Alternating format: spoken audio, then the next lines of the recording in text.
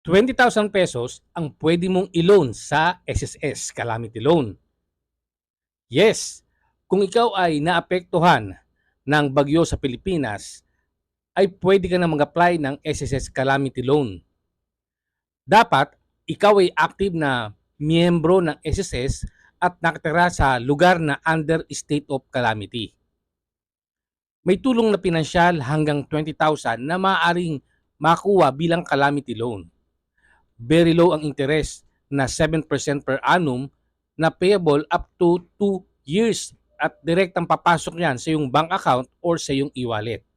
Hindi mo na kailangang pumila sa SSS branch dahil online lang ang application at processing.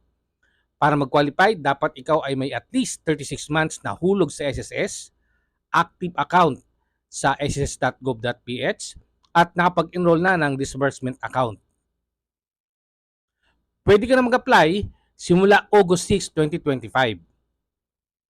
Paano mag-apply? Simple lang po. Mag-login ka lang sa iyong SSS online account.